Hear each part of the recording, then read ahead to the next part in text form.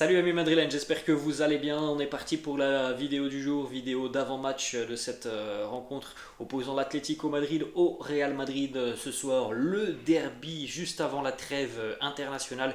21h ce soir du côté du Wanda Metropolitano. On se retrouvera nous les amis évidemment après cette rencontre.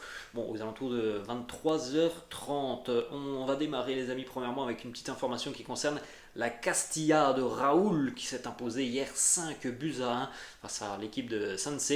5 buts à 1 grâce notamment à des buts d'Iker Bravo, de Marvel, de Rafa Marin, de Sergio Arribas et de Théo Zidane, le fiston de Zizou qui a marqué en fin de rencontre d'un très joli plat du pied à l'entrée de la surface de réparation. Très joli plat du pied enroulé de Théo Zidane. A noter encore une fois une performance très agréable de Sergio Arribas. Un but, une passe décisive. Il est d'ailleurs sorti de cette rencontre sous les applaudissements du public adverse. Sergio Arribas qui mériterait peut-être d'avoir un petit peu de temps de jeu aussi avec l'équipe première. Bon, ça sera à Carlo d'en décider. En tout cas, une prestation très aboutie des hommes de Raúl hier face à cette équipe de Sanse. Petite information aussi, Iker Bravo a marqué son premier but, donc lui qui arrive en provenance du Bayer Leverkusen, qui s'est entraîné en milieu de semaine avec l'effectif premier, qui avait joué en Youth League aussi en milieu de semaine. Premier but avec la Castilla, et d'ailleurs lui et Vinicius Tobias, vous pouvez le constater sur cette image, ont célébré le but en dansant hier, évidemment pour apporter tout leur soutien aussi à Vinicius Junior. Ça c'est une belle petite photo aussi, hein. Tout le monde est impliqué du côté du Real Madrid et tout le monde soutient Vinicius. On continue les amis avec les deux unes des quotidiens madrilènes, le quotidien AS et le quotidien Marca. Donc les deux unes sont consacrées notamment à la finale de l'Euro de basket entre l'Espagne et la France, cette finale qui aura lieu ce soir à 20h30. En ce qui concerne le quotidien AS, la petite partie consacrée au derby, c'est tout en haut, El Derby del Futuro. AS qui nous fait une petite comparaison entre Joao Félix et Vinicius, hein, les deux très jeunes attaquants. Et puis le quotidien Marca qui lui titre Del Ruido al Fútbol, donc de la polémique autour de Vinicius au derby ce soir au football. On continue les amis, quelques petites photos de l'entraînement de la veille. Déjà regardez une petite image de Vinicius, voilà, plein entraînement physique. Vinicius très, très souriant, voilà, il n'a pas l'air plus perturbé par ce qu'il se passe autour de lui. On continue les amis avec d'autres petites photos de cette séance d'entraînement où on a eu un événement un petit peu particulier, un petit peu spécial, bref un événement que l'on n'a pas tous les week-ends, c'est la présence du président Florentino Pérez qui est venu saluer les troupes lors de cette séance d'entraînement. Évidemment, le moment est bien choisi par Florentino. À quelques heures maintenant du derby face à l'Atlético, les poignées de main avec Carlo Ancelotti, les poignées de main aussi avec les joueurs merengues pour montrer que tout le monde est derrière le club avant le derby de ce soir, pour montrer que tout le monde est présent. Tout le monde est là pour soutenir les merengues à l'aube donc de ce derby. On continue les amis avec des déclarations autour de cette rencontre. Carlo Ancelotti était en conférence de presse. Il s'est exprimé déjà les amis sur le retour d'Eder Militao. Il nous dit: Militao, il est prêt à jouer, mais à l'heure actuelle, je ne sais pas s'il va démarrer cette rencontre. Bon, on aura la réponse dans quelques heures maintenant les amis. On enchaîne les amis aussi avec une autre déclaration de Carlo Ancelotti qui a répondu à la question d'un journaliste avec l'absence de Benzema. Quel va être le choix donc, du numéro 9 ce soir? Il nous dit: je ne vais pas le dire. En tout cas, ce que je peux vous dire, c'est que Benzema ne jouera pas. Il a commencé le travail individuel. Il sera de retour après la trêve internationale. Bon, les amis, normalement, ça devrait être Rodrigo. Autre déclaration de Carlo Ancelotti qui a répondu avec humour sur les statistiques comparatives du Real entre la première mi-temps et la seconde mi-temps. Je crois qu'on en a parlé les amis en début de semaine. Je vous avais présenté ces stats qui sont monstrueuses.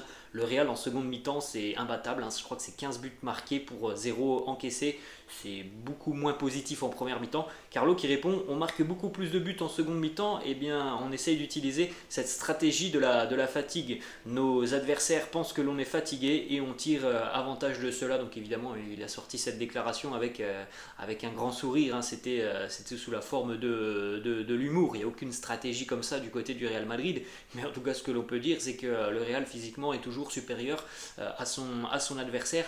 même si c'est vrai que ce soir, en termes de physique, il y a tout de même une équipe de l'Atlético qui a du répondant, hein. C'est l'une des équipes, voilà, les équipes de Diego Simeone et de l'Atlético sont des équipes qui physiquement en général sont très performantes. Ensuite, autre déclaration de Carlo Ancelotti, donc sur l'approche de ce derby avec le début de saison parfait du Real, cette série du Real, il nous dit: on arrive en bonne forme, on est sur une très bonne série et on affronte un adversaire très fort. C'est un match particulier et on le prépare de cette façon.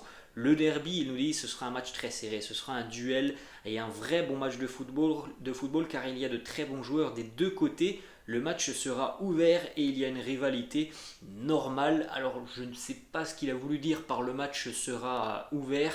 Je ne sais pas s'il a voulu dire que le match sera très ouvert offensivement ou alors s'il a voulu dire que bon, il n'y avait pas forcément de favoris sur cette rencontre. Je pense plus que voilà, il voulait nous dire le match est ouvert, c'est-à-dire que chacune de ces deux équipes a de bons joueurs et les deux équipes sont capables de s'imposer. Mais en ce qui concerne le match à proprement parler, les amis, je ne suis pas sûr que l'on aura un match très ouvert. On connaît tous l'Atlético Madrid, on connaît tous la façon de jouer des Colchoneros. On sait que c'est un derby. Voilà, je pense qu'on peut s'attendre, les amis, à un match très serré ce soir en ce qui concerne notamment le tableau d'affichage. Je ne pense pas qu'on aura une avalanche de buts du côté du Wanda Metropolitano. C'est pas du tout le style de l'Atlético d'avoir des matchs hyper prolifiques. Ensuite, deux dernières déclats de Carlo Ancelotti, notamment la première, il nous parle de l'affaire Vinicius. Est-ce que ça engendre des problèmes pour Vini ou peut-être pour le vestiaire du Real? Il nous dit: je peux vous assurer que tout ce qui se passe autour de Vinicius ne l'affecte ou n'affecte le vestiaire.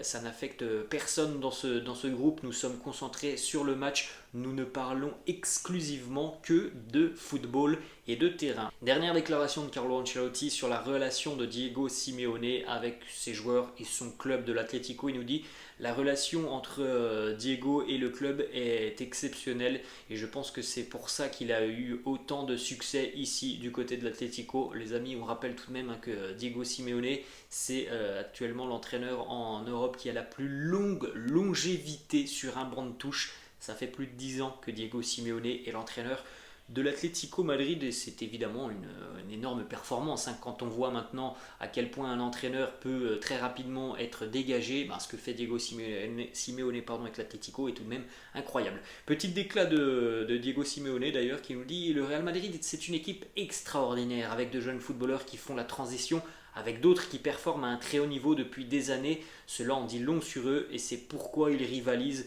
comme ils le font. On va continuer les amis avec deux déclarations côté merengue. Dani Ceballos, premièrement, il nous dit: après avoir surmonté une très grave blessure l'an dernier, cette année j'ai eu la chance de pouvoir faire une pré-saison complète avec l'équipe. Je progresse petit à petit et chaque jour je me sens mieux.